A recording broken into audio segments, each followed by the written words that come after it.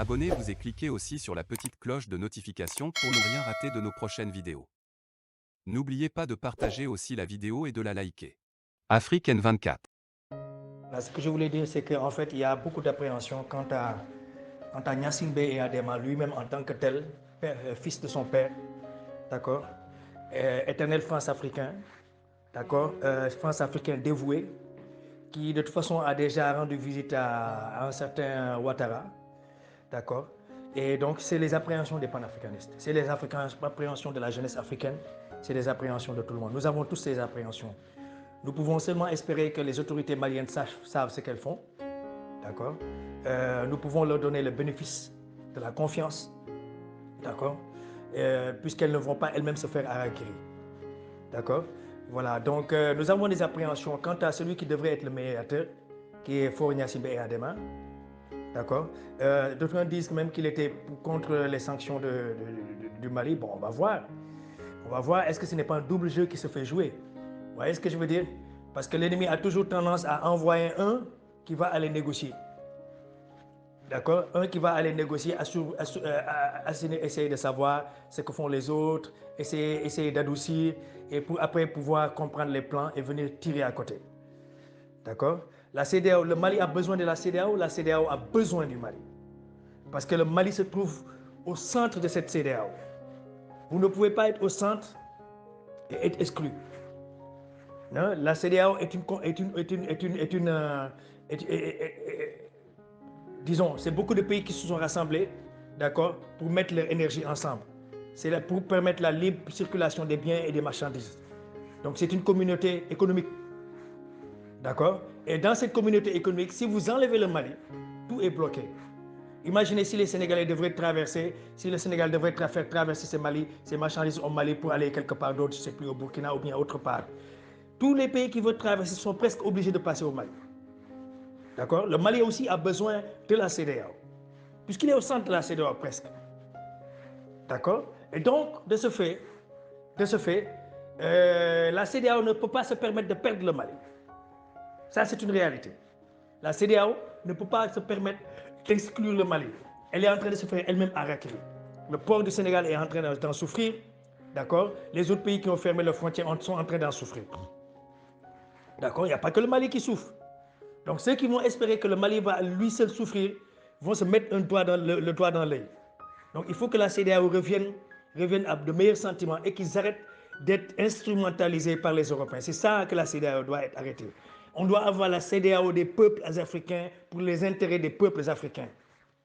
D'accord? Et cette CEDEAO est maintenant en train de comprendre qu'elle s'est mis le doigt dans l'œil. Elle est en train elle-même de se faire arrêter. Pourquoi? Parce qu'elle est France-africaine. C'est ça le problème. Ces présidents France-africains se sont mis le doigt dans l'œil. D'accord? Et maintenant, il y a la possibilité de venir renégocier. Que le Mali sache qu'il est en position de force. C'est ça le truc. Parce que quand on négocie, c'est qu'on est en position de force. D'accord? Voilà. Donc que le Mali prenne sa position de force et qu'il aille vers cette CEDEAO. Parce que cette CEDEAO, elle ne vaut absolument rien. Elle a été vomie par tout le monde, par tous les peuples, par cette jeunesse.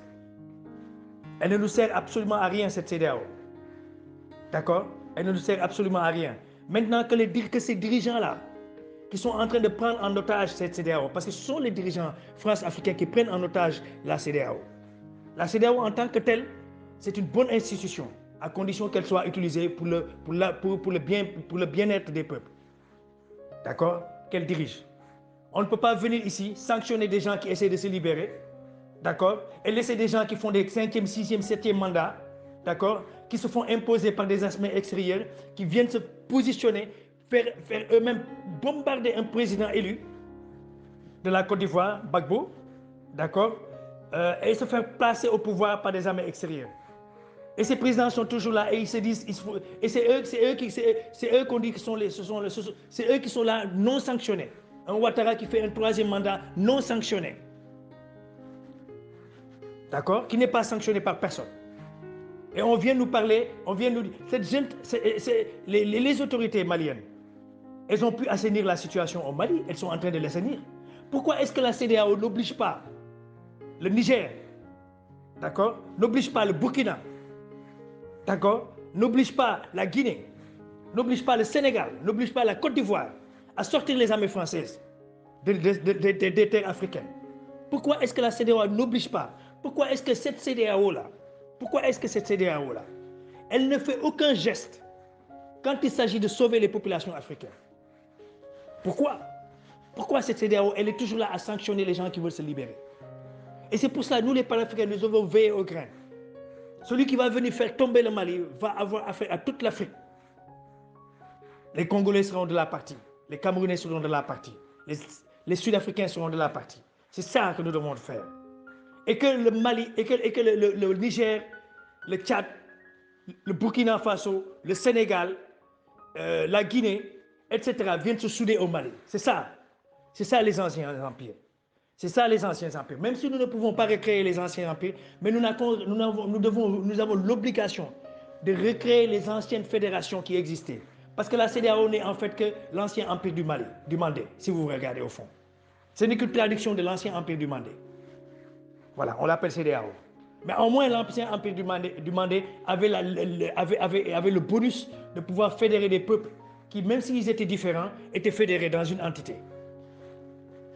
D'accord? Cette CEDEAO-là, elle ne fédère personne. Elle n'est là qu'à faire des lois, voilà. Elle n'est là qu'à faire des lois qui lui sont dictées par l'Union européenne. Vous êtes là en train de tout. Vous allez signer des accords d'APE, d'accord? Permettez à ce que des pays étrangers, des pays occidentaux, viennent déverser le trop plein de marchandises sur vos terres, d'accord? Noyez votre production locale, noyez vos producteurs locaux, noyez votre entrepreneuriat local, et vous êtes là en train de sanctionner des gens. D'accord? Que tout le monde se mette derrière les autorités maliennes. Nous espérons qu'ils savent ce qu'ils font. D'accord? Nous espérons qu'ils savent ce qu'ils font. Et nous espérons que cette CEDEAO-là, que les autorités maliennes sachent qu'elles sont en position de force. C'est elles qui sont en position de force. Et que cette CEDEAO a été vomi par aussi longtemps que cette CEDEAO n'aura pas corrigé sa manière de faire.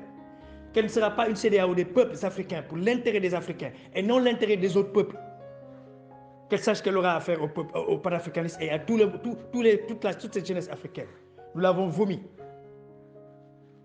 Et nous disons à ces dirigeants qui sont en train de prendre en otage tous les peuples africains, de par leur manière de vouloir trop plaire aux puissances, qui les dirigent et qui les placent sur place et qui les maintiennent sur place. Faure Gnassingbé et Yadema, nous t'avons à l'œil. Ouattara, nous t'avons à l'œil. Macky Sall, nous t'avons à l'œil. D'accord? Et les autres aussi, nous vous avons à l'œil. Damiba, nous t'avons à l'œil. D'accord? Nous regardons ce que tu es en train de faire. Doumbouya, nous t'avons à l'œil. D'accord? Mettez-vous ensemble pour pouvoir créer quelque chose et arrêtez d'être des lâches et des traîtres qui vont toujours mettre un couteau derrière ceux qui sont en train d'essayer de se libérer. Quand un chef d'État va parler avec un autre chef d'État, c'est l'autre chef d'État qui va en France pour faire un compte rendu de ce que l'autre a dit. Et on vient descendre celui qui est en train de vouloir se libérer. C'est pour ça que nos chefs d'État n'ont même pas confiance les uns entre les autres. Parce qu'ils n'ont pas confiance les uns les autres. Parce que ce que vous dites à l'un, il va le dire à la France. Pour montrer que c'est lui le bon élève. Et c'est de ça que nous devons arrêter. Parce que vous n'entendrez jamais un président français venir parler, venir détruire la position de l'Allemagne ou bien la position de la Hollande, la position de truc. Quand ils parlent en huis clos et quand ils sortent, ils font la politique de ce qu'ils ont décidé. C'est comme ça que doivent agir les présidents africains. D'accord? C'est comme ça que doivent agir les présidents africains. Mais quand votre sécurité est gérée de l'extérieur, la toute petite chose, vous appelez à l'aide. Au lieu de vous mettre ensemble pour venir défendre vos populations avec ces petits djihadistes, 2 colonnes de djihadistes viennent, vous appelez tous à l'aide, comme si vous n'avez pas d'armée.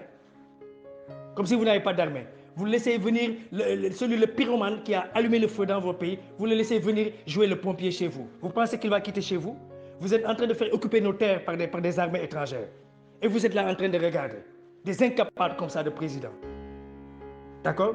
Les autorités maliennes sont en train de s'en sortir. Et je suis sûr qu'il y a des traîtres qui sont encore derrière, en train de fomenter des coups. Après avoir fomenté tous les coups possibles, ils sont maintenant en train d'essayer d'une autre manière. Mais nous les avons à l'œil. Et nous encourageons les autorités maliennes, d'accord, à continuer à être sur la position qu'ils sont. D'accord? Qu'ils sachent qu'ils vont s'en sortir. D'accord? Qu'ils sachent qu'ils ont toute l'Afrique derrière eux. Et que chacun d'entre nous qui nous disons panafricanistes, etc., tous les jours, le panafricanisme n'est pas seulement des mots, c'est des actes. Le panafricanisme, ce n'est pas seulement des mots, c'est des actes. Donc tous ceux qui se disent panafricanistes, venez avec des actes, exactement faire ce que vous êtes en train de dire. Il faut investir dans le Mali. Le Mali est un pays d'avenir. Vous voyez toutes les richesses qu'il y a dedans. C'est à nous les Africains d'investir notre argent dans les sociétés maliennes, de mettre de l'argent au Mali, de renflouer les banques maliennes, d'accord, de soutenir l'entrepreneuriat malien. Quand on se dit panafricanisme, c'est ça. Kwame Nkrumah l'avait montré. Kwame Nkrumah avait fait des investissements, même hors de son pays, pour soutenir d'autres pays. Kwame Nkrumah a soutenu financièrement la Guinée. Sékou Touré, au moment où il était boycotté de tous ses pairs. Parce que simplement la France avait donné le mot d'ordre de le boycotter. Vous vous imaginez? Vous boycottez votre propre frère parce que simplement l'ennemi qui est contre vous et que vous connaissez, vous a dit de le boycotter. C'est ça la folie des présidents valets qu'on a mis à la tête de nos États et qui nous ont pris en otage en tant que peuple. Nous assistons à une prise d'otage des peuples africains par des élites mises en place par les pires de l'Afrique. D'accord? Ce pillage n'a jamais arrêté. C'est à nous maintenant de mettre un point près à ce pillage. Nous devons soutenir le Mali. D'accord? Poussons à ce que le Burkina, pour que le putschiste du Burkina, je vais l'appeler aussi longtemps putschiste qu'on ne saura pas sa position. Parce que nous ne connaissons pas sa position. Il a fait un putsch pour soi-disant améliorer la chose. Où est la chose améliorée? Ouais? S'il ne fait pas attention, la France va lui faire du chantage, va lui amener plein de djihadistes et il va appeler la France à l'aide. Et il ne s'est pas encore déterminé pour dire exactement est-ce qu'il veut faire sortir la France du Burkina ou pas. En tout cas, ce qui est sûr, c'est que le peuple burkinabé ne désire pas avoir la France chez lui, l'armée française chez lui. Ça, c'est la chose la plus sûre au monde. S'il y a un peuple qui est déterminé à ne pas avoir des forces étrangères dans son pays, c'est bien le peuple burkinabé. Comme je dis, ce n'est pas le peuple le mieux allé à l'école, mais c'est le peuple le plus intellectuel. Pourquoi? Parce qu'ils sont en train de faire des choses pour trouver des solutions à leurs problèmes. Ils n'ont peut-être pas trouvé la solution définitive. D'accord? Parce que la révolte est toujours prise en otage par des gens que la France place au fur et à mesure. Donc, ils doivent comprendre le système et faire la bonne révolution. D'accord? Et faire la bonne révolution. Voilà, ça prend du temps, mais il faut que le peuple burkinabé continue. Il faut que nous les soutenons. Ce sont ces gens-là que nous devons soutenir. Le Mali, le Burkina. Je ne parle pas des autorités burkinabèses. Parce qu'elles, jusqu'à preuve du contraire, elles n'ont encore rien prouvé. Elles n'ont encore rien prouvé. On leur demande de se rapprocher des autorités maliennes pour former un bloc. Parce que si elles forment un bloc avec les autorités maliennes, mais vous imaginez que cette CEDEAO, ils vont dire quoi? Si le Burkina, ils vont boycotter le Burkina? Voilà, c'est ça. Ils vont boycotter le Burkina et le Mali. Mais donc le Burkina et le Mali n'ont qu'à travailler ensemble. Voilà, Doumbouya, il est là aussi. On ne sait pas ce qu'il fait. Un ancien légionnaire français. Voilà, un ancien légionnaire. Jusqu'à preuve du contraire, nous lui donnons le bénéfice du doute. Mais nous disons que ce Doumbouya, ancien légionnaire français, nous doutons vraiment de lui. C'est à lui maintenant de se démarquer carrément de la France. Voilà, un légionnaire français avec une femme française, d'accord, ayant travaillé de la pire manière en tant que légionnaire français, la pire manière de travailler pour la France quand on est légionnaire. Parce que ce que la France ne peut pas dire à ses propres fils de faire en tant que militaire, elle le fait avec les fils d'étrangers qu'elle le fait. D'accord? C'est avec les fils d'étrangers, c'est ce qu'on appelle les légionnaires, c'est qu'elle fait les pires massacres. Et donc ce Doumbouya était un légionnaire français. Jusqu'à preuve du contraire, nous avons vu que lors de son coup d'État, il y avait des soldats blancs avec lui. Et ce sont qui? C'est qui l'a aidé à faire ce coup d'État? Pourquoi? Nous savons que la Guinée est très riche. Nous savons qu'après le Mali, les pires de l'Afrique ont eu peur que l'un après l'autre qu'il y ait des coups d'État. Et nous espérons qu'ils ne se sont pas empressés à envoyer des gens à faire des coups d'État dans nos pays, dans certains pays, pour récupérer la révolte de ces pays. D'accord? Et mettre certains présidents au Niouf. D'accord? Qui peut-être éventuellement avaient tendance à quelquefois se rebeller. Alpha Condé était un France-africain, mais il avait quelquefois tendance à se rebeller. Idriss Déby était un France-africain, mais il avait tendance quelquefois à se rebeller. Donc ce n'était pas un élève très sage comme Macky Sall et comme Ouattara. Les Ouattara ne se rebelleront jamais. Macky Sall ne se rebellera jamais. Faure Gnassingbé ne se rebellera jamais. Ce sont des gens que vous ne pouvez compter, ils ne vont jamais se rebeller. D'accord? Ils ne poseront pas des actes pour la rébellion. D'accord? Voilà, ils ne poseront pas, ils ne feront pas des discours. Même, ils n'oseront pas faire des discours, même montrant leur avis. Et donc, ce sont des gens, on ne peut pas faire confiance à ces gens en tant que président. Comment est-ce que vous pouvez créer une union africaine? Vous êtes président de l'Union africaine. D'accord? Vous êtes aussi affable à aller vous baisser pour qu'on vous encule. D'accord? Pour qu'on vous encule, qu'on encule toute l'Afrique. Vous êtes président, on vous amène dans tous les sommets, Macky Sall. On vous amène dans tous les sommets. On vous amène dans tous les sommets. G1, G2, G3, G4, G5, G6, tous ces G-là, ce sont des gangsters. D'accord? Vous êtes invités partout. Pourquoi? Parce que vous avez tendance à fermer votre bouche, à ne pas défendre l'intérêt de vos peuples. Vous êtes malléable. Vous êtes influence africaine. On sait qu'on vous a dans votre poche. C'est pour ça, c'est vous qu'on invite partout. Et on vous pousse à devenir président de l'Union africaine. C'est pour mieux baiser l'Afrique. Parce qu'on sait que l'Afrique est un point stratégique. Donc il faut mettre les France africains au sommet de l'Afrique pour pouvoir encore mieux faire la prise d'otage de l'Afrique. Un Macky Sall comme ça. Et ce n'est pas pour rien que la France gère le sommet de l'Europe et gère le Conseil de l'Europe. Que Macron gère le Conseil de l'Europe. D'accord? Voilà. La France a le Conseil de l'Europe qui est très stratégique pour la politique européenne. D'accord? Et Macky Sall est président de l'Union africaine. Ce n'est pas une coïncidence. Ce n'est pas une coïncidence. Ce n'est pas une coïncidence. Ce n'est pas une coïncidence, c'est parce qu'on veut phagocyter l'Afrique. Et on sait qu'on peut le faire qu'avec les plus maniables, les plus lâches, les plus traîtres, ceux qu'on peut le mieux utiliser. Parce qu'ils ont la politique du ventre. Ce sont ces lâches d'élite, d'accord, qui sont partout, qu'on invite partout. Et avec lesquels on dit tout du bien. Quand il y a quelqu'un qui a dit que si ces gens-là viennent vous dire du bien de moi, c'est que je vous aurais trahi. Effectivement, on parle du bien de Macky Sall dans toutes les hautes sphères européennes, dans toutes les hautes sphères occidentales. Pourquoi? Parce qu'il a tendance à laisser baiser son peuple. Et quand je parle du peuple, je ne parle pas du peuple sénégalais, mais je parle de l'Afrique en général. Parce que c'est de par ces présidents qu'on passe, d'accord? Vous pouvez passer de n'importe quelle loi au niveau de la CEDEAO, n'importe quelle loi au niveau de l'Union africaine, n'importe quelle loi partout. D'accord? Ils sont allés signer les APE. Ils se sont même, un Macky Sall, un Ouattara, ils se sont même fait marketeurs des APE, des accords de partenariat européens, que les Africains sont venus signer. Ce sont des accords injustes qui tuent nos économies. Et vous ne les entendrez jamais parler du CFA, ces gens-là. Jamais. Jamais vous entendrez ces gens-là parler du CFA. Quand il s'agit des questions africaines, ils sont tous bouche cousue. Ils sont tous muets. Ils ne parleront jamais à leur peuple des enjeux de leur peuple. Ils iront toujours être Charlie, quand on va bombarder la France, 2 ou 3 personnes meurent. À côté ici au Mali, quand on égorge des gens, disons au Burkina, quand on égorge des gens, mais on peut partout, même des pays comme le Bénin, qui n'avaient pas de terrorisme, des pays qui n'étaient... Imaginez un pays comme le Bénin. Vous voyez ce que je veux dire? On parle de terrorisme là-bas. Mais c'est quoi ce truc-là? Quelques gens armés vont venir terroriser des armées de plusieurs pays. Mais c'est quoi ces pays? C'est quoi ces élites? C'est quoi ces incapables qui sont là à traiter toujours? Mais vous n'avez pas un minimum de conscience. Imaginez-vous si le Sénégal envoyait 500 hommes. OK? La Côte d'Ivoire envoie 500 hommes. D'accord? Le Mali envoie 500 hommes. Le Tchad envoie 500 hommes. Ça, c'est le minimum qu'on peut envoyer. Et chacun est responsable de la logistique de son armée. D'accord? Vous mettez les moyens communs. Mais vous pouvez chasser le terrorisme dans tout ce Sahel. D'accord? Parce que ce Sahel-là, il y a une moitié de désert.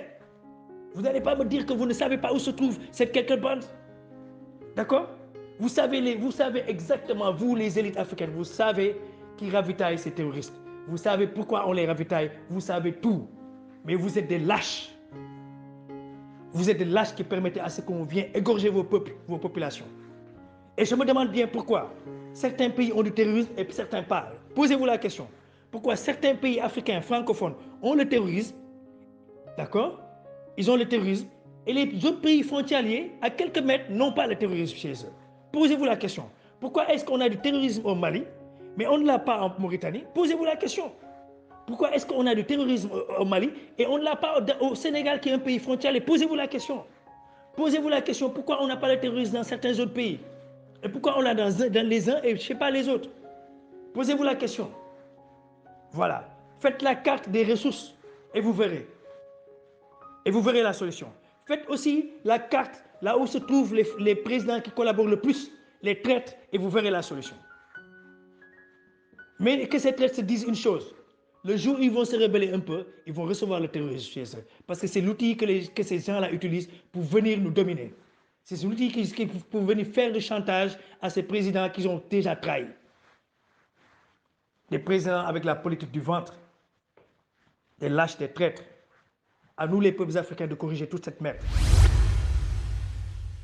Likez la vidéo si ce n'est pas déjà fait.